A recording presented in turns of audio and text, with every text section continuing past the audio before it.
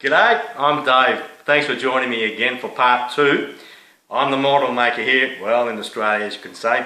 I'm building a replica, or scratch building, 3-metre model of Darth Vader's flagship, the Executor from Empire Strikes Back. If you looked in part 1, you would have realised there were a lot of areas of the model that I had not finished. Well, it is. And the model is now ready to be flipped over to do the final part, which is the top part. But before I do, I thought you'd all like to see the finishing product of what I've done in the model and getting ready for that big day, which will be in a few hours where I'll flip it over and begin the construction on top, which will be part 3. But for now, enjoy. Here it is.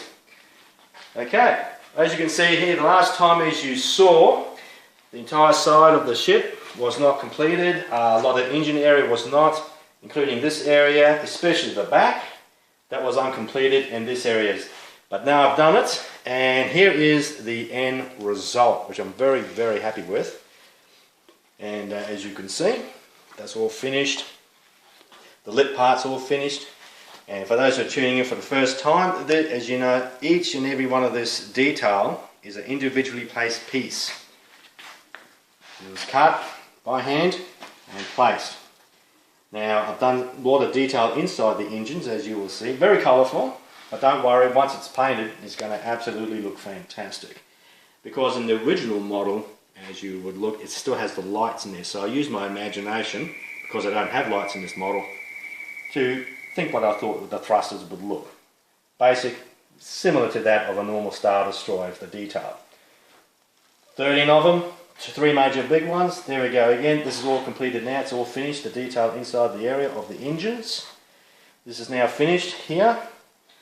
If you look closely, 2 meters, I've done the lip, the side, of the entire model all the way down. All now finished and glued into place, and I'm very, very happy with the results.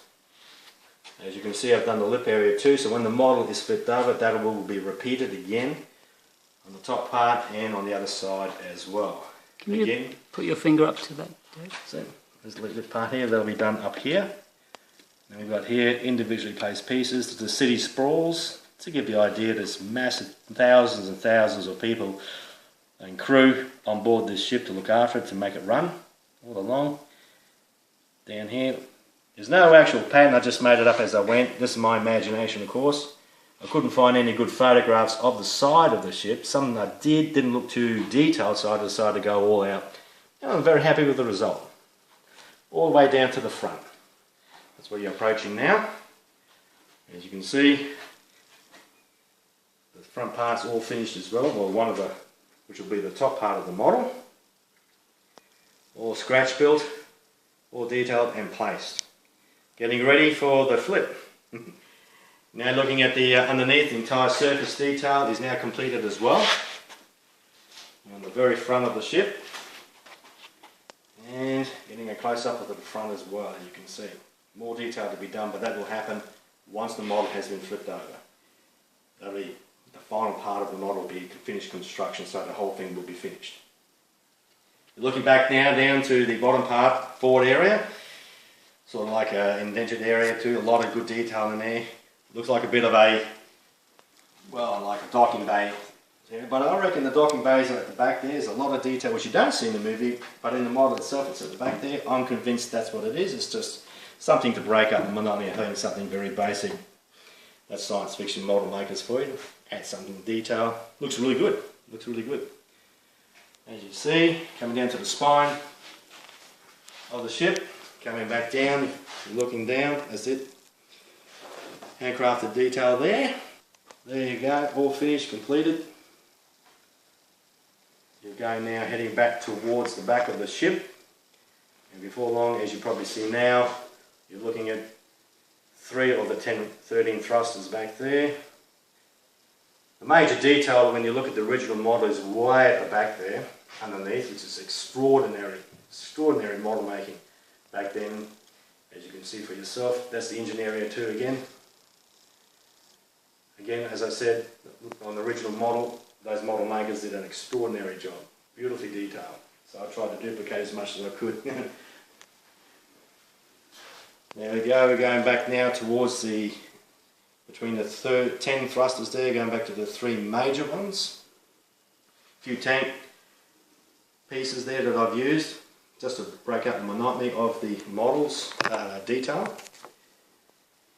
Coming back there again, that one's all finished now, as you can see. Happy with the result. Coming back now to the tail end of the ship.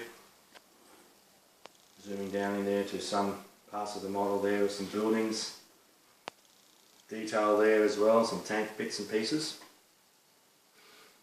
All those bits and pieces you see there again is also handcrafted. A couple of little small bits and pieces to glue it all together. The results, yeah, it speaks for itself. I've done everything old school, as to say. Now you're looking at the side of the ship and you're coming back right down to the back, which I theoretically believe this is a major docking area at the back of the ship. And I think that's where all the major stuff gets docked into. Back part of the ship, that's all finished now.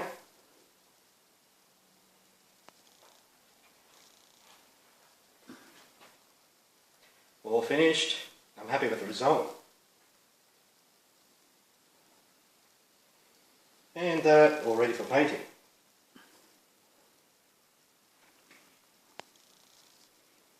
Again, looking back to the engines, you can see it's quite colourful. Found some bits and pieces that have the detail inside. But once it's painted, it's going to give the idea of really good thrusters in there. So will the colour stay, or will that get blended out? No, the yellow, green, the orange, all this colourful stuff in the grey, all gone. All gone. Once everything is coloured, painted the same colour, because it'll be an undercoat, followed by the entire model will be coated in flat black. Yeah. Then the two-tone colour here on this part will be light grey. All this area here will be darker grey. Yep. And the black underneath it will give it that absolute depth and make the ship look really, really huge. That's the illusion it gets when you look at the models in the movie. Yeah. And then of course we'll do some washes to accentuate the detail. If you look at the models like for the Star Destroyers in the movie, they used flat colours. The idea was that it absorbed the light and accentuated the detail. It gave it a huge boost in making the model look really great on screen. And so that means all these little pieces on top? Yep, all these little pieces, everything. As you can see, probably a bit of the shadow and it gives that, it really does make the model look really good on all models, you know, with the lighting effect. Yeah. It just makes the detail really stand out. That's the idea of it. There's a surface detail in the middle of the ship there, underneath. You probably can see now some more detail on the side of the ship, which is now completed. That's all handcrafted, all handmade. I didn't have any photographs of the side of the ship, so I just used my imagination. And I think the result turned out pretty good.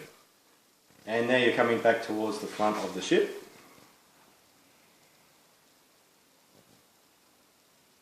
Once that's all painted, that'll be a dark area again with some washes and some dry brushing, and we'll really accentuate the detail again.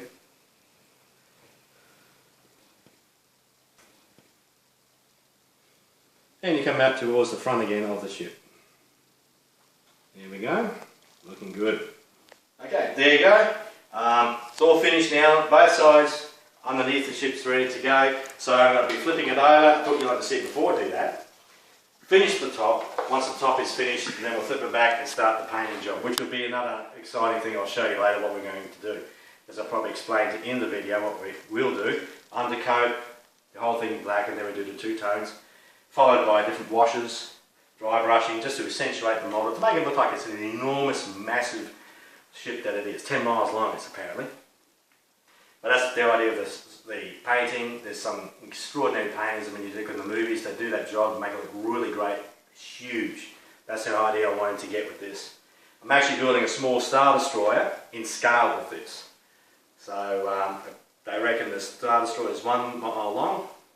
I've got a model kit of the original one, and it goes back 10 times, so this is 10 miles long. So it's anyone's guess.